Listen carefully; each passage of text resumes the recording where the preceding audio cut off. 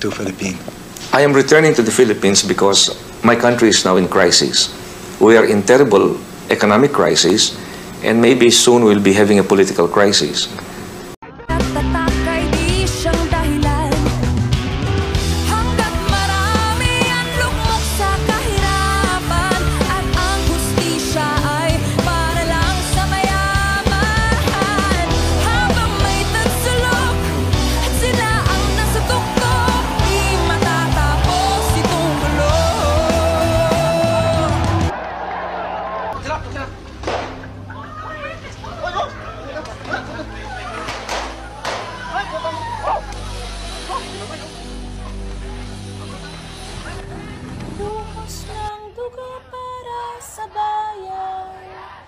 Ay kagitingang hindi malilimutan. Buhay na inialay sa lupa.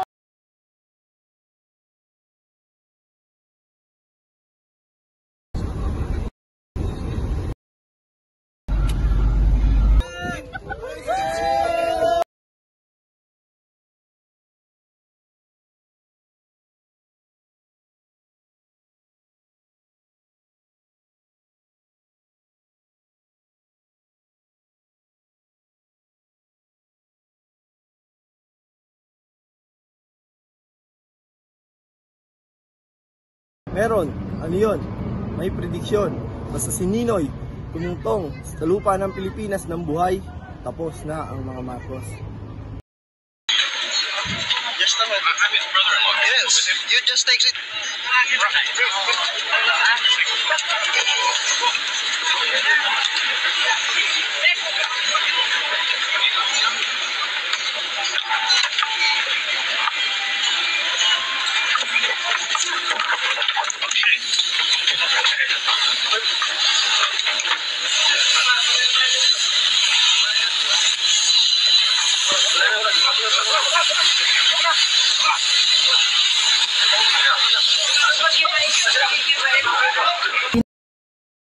Namin ganap na narinig ang putok, kundi ang nag-iisang putok.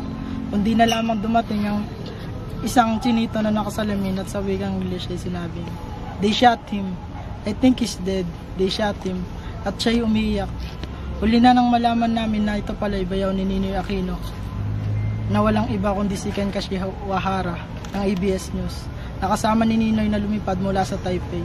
At nakita ko, tandang-tanda ko ang mukha ni Doña Aurora kahit hindi ko siya kilala at ito'y humahagulgul at umiiyak.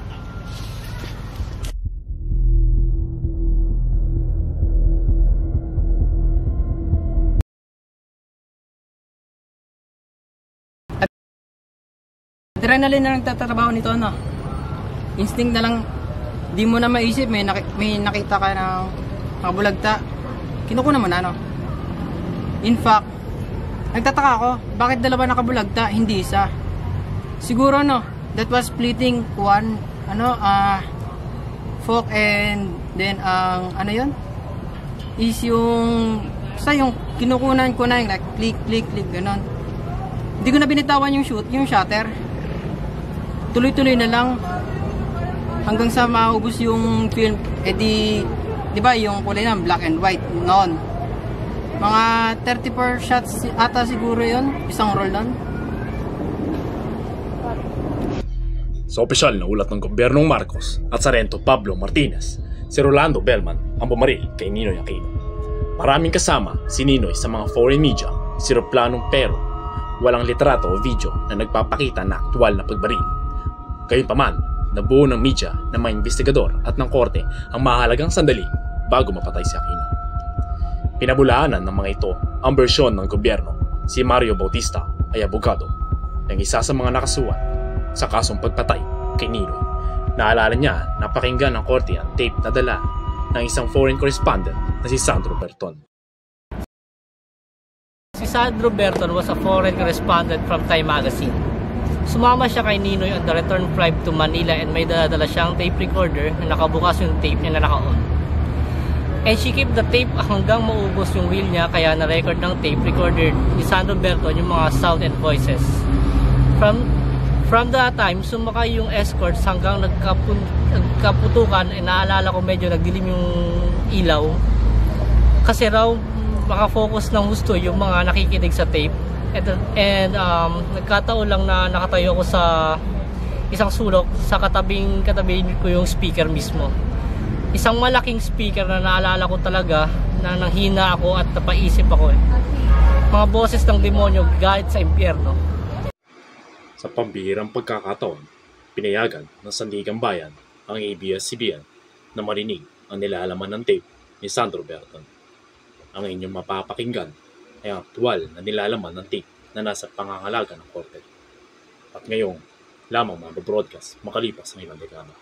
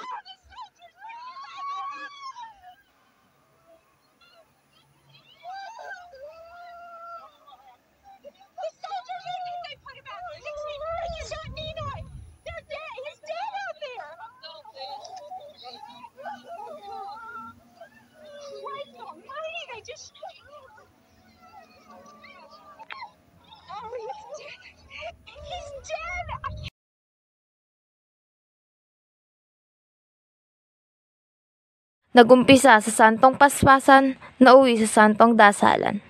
Yan ang buod ng di inaasahang milagro ng people power sa EDSA. Saan ba talaga nagsimula ang himala ng EDSA? Sa tagayan ng ilang mga sundalong katulad ni Gringo Honasan, Army Colonel in 1986, RAM leader, miyembro ng RAM. Tuwing may RNR, kami yung mga naliligaw sa amin sa Maynila. Ang punta namin yung crane. May konting beer, may konting pulutan. So nung una, inuman lang talaga.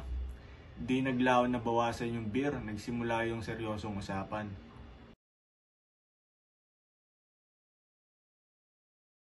Di kaya sumingaw ito sa init ng kalsada sa sunod-sunod na rally at marcha laban sa diktatura. 2 taon na kami nagmamarcha. Wala pa rin nangyayari. Kung minsan, nadi-discourage, nadi-demoralize. Kaya lang malakas loob namin, marami kami. At pag marami, matapang. Hanggang sa umiwalay na si Enrile at si Ramos. Aring ang sakripisyo ni Ninoy ang tunay na pinagmulan ng himala. Minsan, umattend pa ako ng concert ng Apo. Siyempre, uso nakakanta na sila ng kanta ng bayan ko, no? Tumataas yung balahibo nun at nagtataka yung miss ko dahil sabi niya, nangyayari sa'yo? Sabi ko, walang kamali-mali itong mga pakanta-kanta rito na malapit na lusong sa Malacanang. Di alam mo, excited ako, tumawa konti. Excited, may pangamba na punong-puno ng pag-asa dahil meron kaming iaalay. Marahil, para sa karamihan, ang EDSA ay talagang nagsimula sa personal na pagtugon sa tawag ng panahon. Noong December 1985, may plano kami noon na lusubin yung Malacanang. Hindi para saktan si Pangulong Marcos kundi sabi namin mukhang kailangan kontrolin na yung sitwasyon. Ang sabi namin, we will attack Malacanang. Control Malacanang, its occupants. At saka ipresenta silang buhay. Nung narinig ko, sabi ko, sasali ako. So nung nalaman ko yung mga plano, sumama na ako. Sabi ko, I was taught sometimes parang commander. During operatory training, kami yung nag-training doon . Naalala ko na araw na ginawa ng Diyos walang weekend at pagtulog na lahat. Tumatakbo kami dyan sa EDSA from Fort Bonifacio kung kapag hinando in full combat gear. Yung mga lasingan na dinadaanan namin, yan sa Shop Boulevard Crossing, nawawala yung kalasingan. Ginawa ko nun dahil yung mga helicopter ko nun, medyo may mga diferensya. So, inayos namin ng inayos na pag may mangyayari, ayos na lahat. The first thing that they will do if they ever will is they deprive you of the right to choose. Why? Because that is the way the communists run a government. Nung magdeklara na si President Marcos ng snap election, so yun din naman ang dahilan kung bakit yung original plan namin na December 25 to 30, sabi namin, nako baka nabigyan na naman, nabuhayan na naman ng loob yung taong bayan. Baka sabihin ni KJ kami, nag-snap election na nga. So, minumove namin tong mga January, February, March, ganon. Okay, so, yun dahilan kung bakit hindi natuloy yung December. Pero, preparasyon nun eh. Walang tigil. In fact, kami nun, kumpare kong si Colonel Red Kapunan. Minsan ay nasa opisina ko. Hindi naman kami nag-imikan. Pagtingin namin sa isa't isa, pareho kami umiiyak na. Sabi namin, wow, Miss, kumpare ko na siya noon eh.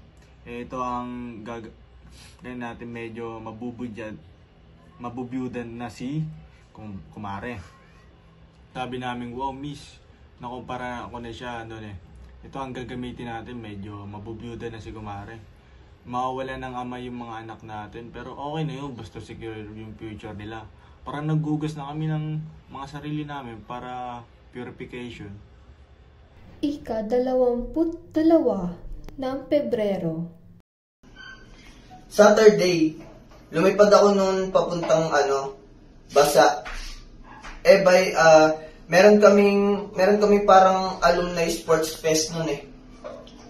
Ginawa ko doon noon, nanood ako ng laro, tapos nakatanggap ako ng tawag na nasa gym nung tumawag si Captain Manalo. Sabi sa akin, kinancel daw yung aming mga plano.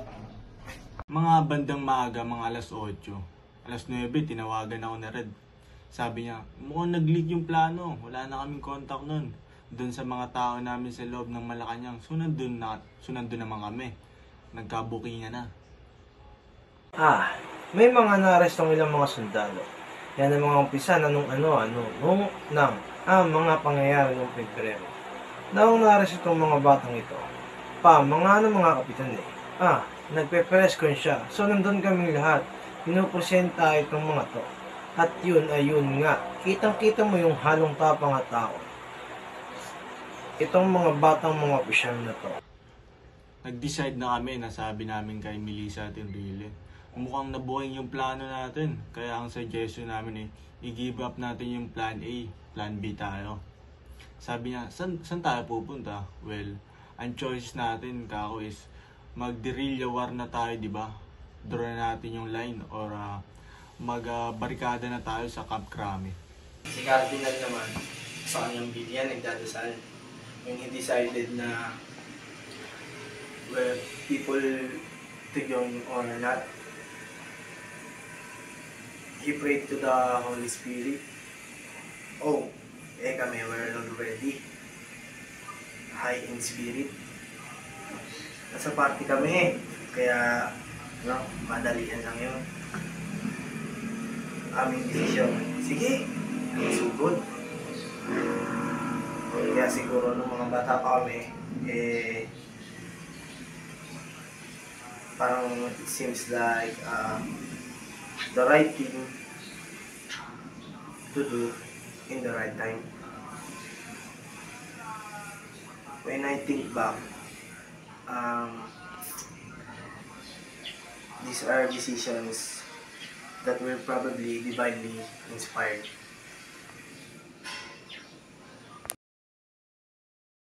Sa akin ang boses ni Cardinal Sin ay parang boses ng Diyos na inaanyayahan kaming pumunta sa EDSA.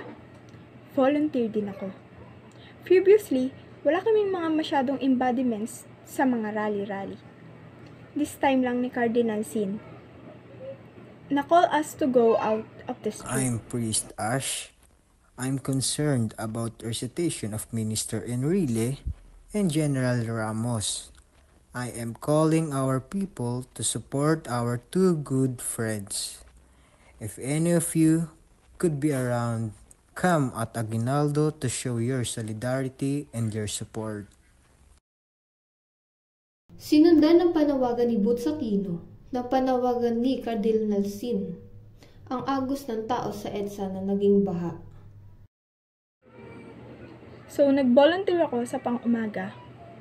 Kasi parang that time, parang ang feeling ng as a Filipino something is happening sa country. Hindi lang naman kami mother for nothing. We fight for a cause, ha? Siyempre, yung mga cause ng mga tao. Day, yung nananawagan siya when she giving mass doon sa church sa Pasay ba. Sa mga madre namin na iwan, meron silang kanya-kanyang radyo. Sabi nila nananawagan pala si Carlin as in kailangan yung mga tao doon sa harapan ng Hams, kami at saka si Aguinaldo. Kaya ang ginawa namin noon, nagpaalam nga sana kami sa provincial namin ba, na provincial namin, tapos sabi niya bukas na lang. Ika-23 ng Pebrero. The following day, may mas na kami dun sa chapel namin. After sa mas ng morning, mga past 9 yata yun nag-sign up na kami ng mga pangalan namin for EDSA. At the same time, yung ibang mga madre may mga pangalan din before the blessing na kami. Long gabi nga, marami na talagang mga barricades na mga sako-sako sa sanya ata yun. Oo, mga bato o minsan yung mga sasakyan nga doon. Yung inalisan yan ng hangin ba? Parang barakada na talaga. The time, ang gospel is the transfiguration. Ang sabi niya, katulad ng 3 apostoles, they want to stay and build tents. Ganyan din naman ang mangyayari sa EDSA. Kami daw ay magbibuild ng tents. It is a Mary revolution. Tandang-tanda ko yon, kasi Mary is with us. Ang binibigyan din ng Bishop Bacani ang presensya ni Mary sa buhay ng mga asa Pilipinos. And then, instead na as usually sinasabing, humayo kayo, go in peace, sabi niya, stay in peace.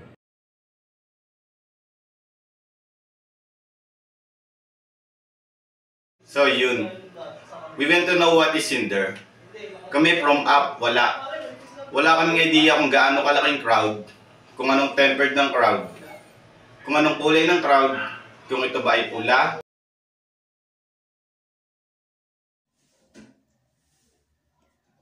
Wala man kami dalang tanghalian that time.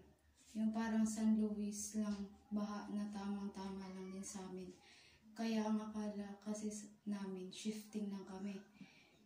Iba yung pang-umaga na mga madre, iba din yung panghapon. May sumigaw na dumating na yung 6 na truckloads ng mga sundalo. Marino na nasa Cubao. So mga tao nagpuntahan doon. Punta rin kami, sunod din kami. So nadatnan ko yung mga bata pa, mga sundalo. Tapos parang pagod na ba? May kita mo rin ang mga mata nila mapupula. So kinausap namin sila. Pinakausapan namin na be one with the people. Tahimik lang naman ng mga sundalo. Walang umimik. Pero yung mga tao, yung mga gestures of kindness, bulaklak, nakausap sila. Binibigyan ng pagkain. Nakita ko yung mga kagandahang kalooban ng mga Pilipino. Pero noong ikalawang araw ng EDSA, hindi lang kagandahang loob ng mga Pinoy ang pinamalas sa buong mundo. Naghiwa-hiwalay kami papunta sa aming sasakyan. May sumigaw na nasa Ortigas na daw ang mga tangke. So yung ibang madre, nakapunta na sa sasakyan namin. So kaming dalawa, hinila ng mga tao. Kaming dalawa ni Sister Terry ang naiwan doon. Hinawakan kasi kami ng mga tao, sabi nila. Sister, huwag kayong aalis kasi nandito pa yung mga tangke. Then nagdasal na naman kami ulit. Sinabihan kami, diyan kayo sister sa harapan kasi wala na kayong pamilya.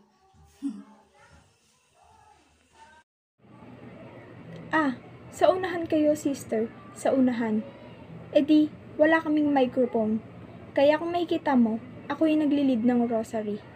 So, yun yung pinakamagandang rosary na sinabi ko. Blessed are you among women, and blessed is the fruit of your womb, Jesus.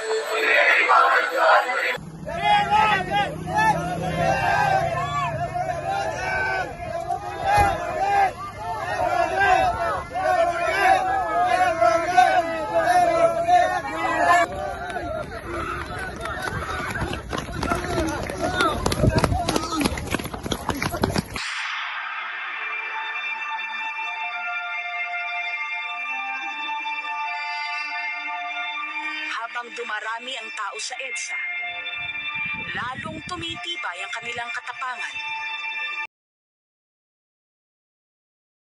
Well, feeling namin that June's coming anytime so. Ang trabaho ko that way. I saw it to just make sure people older all the time. So tinawagan namin sila sila Nora Honor, si Nora Honor sa Marcos pa. Ang nag-introduce pa sa kanya si Lino Broca. Kasi si Lino Broca, love niya si Nora. So, kinausap muna yung tao bago mag-abuse. Si Nora. Kasi, para di mabuo, di ba? So, daming ganun. Nandun si Jackie Magnus. Marcos Season, daming instant show. Naglagay kami ng 2 track. Humirak kami ng mga sound system sa mga suppliers ng Aqua. Ang Radyo Veritas ang pinaka-sound system ng namumuong rebelasyon nang pinasabot ito ng kaalyadong diktator. Dali-daling naghanap ng kapalit ang simbahan. Tumawag naman ako kay Harry sa baritan at sumagot naman si Harry. And he answered, and Harry said to me, "Well girl," he says, "we have decided to unhook. Di na daw nila kaya to go on. So you are on your own girl, you better watch your back." Sabi ko, why? Why would I watch my back? Don't you know where you are? Sabi niya, Malacanang is right behind you. You can see it too, Mayor. Sabi ko, ha? Pagtingin ko, oh my God, oo nga no? I was lucky when I left. Somebody gave me the record of Mambo Magsaysay.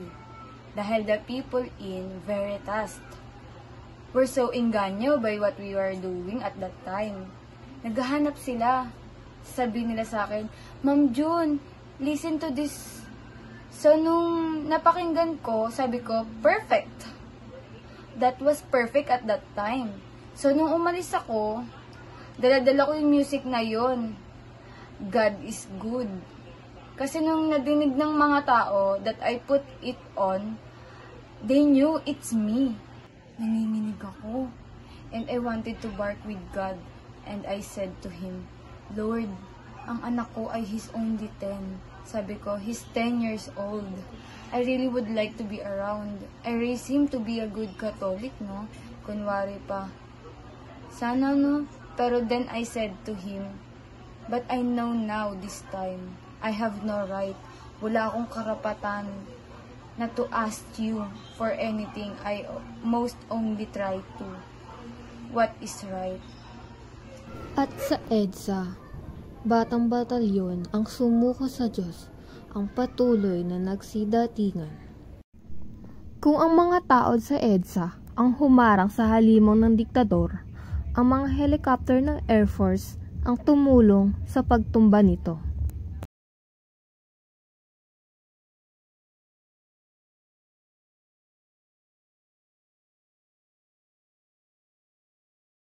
Hindi na mapipigil ang daloy na kasaysayan habang nagpe-preskon si Marcos. Nilusog ng mga rebelde ang TV station ng gobyerno. Sa ikatlong gabi ng EDSA, maliwanag na ang sitwasyon. Ito na ang huling oras ng diktador. Nangyari ang di inaasahang mangyayari sa bigat ng people power, bumagsak ang diktador.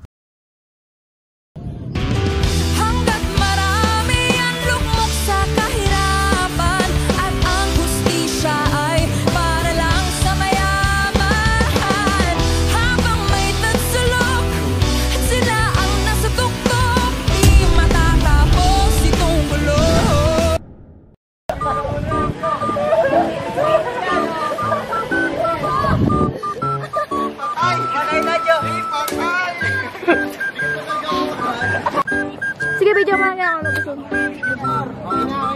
Hoy, di ba? Hoy, di ba? Huwag kang tumalaw!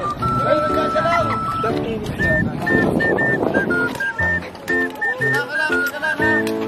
One, two, three, action!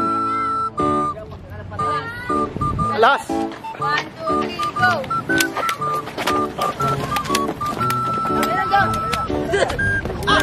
Utang pina mo, may pala dyan!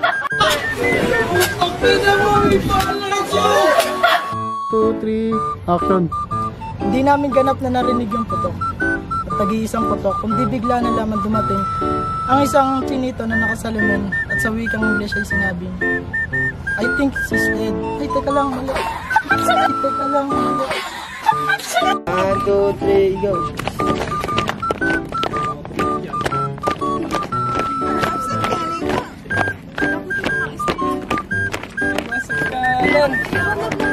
Nakabalik na kami. Mga pangit. Okay, galaw-galaw. Huwag kayo tumawa, makikita kayo sa camera. Taga saan kayo? Taga tumawa.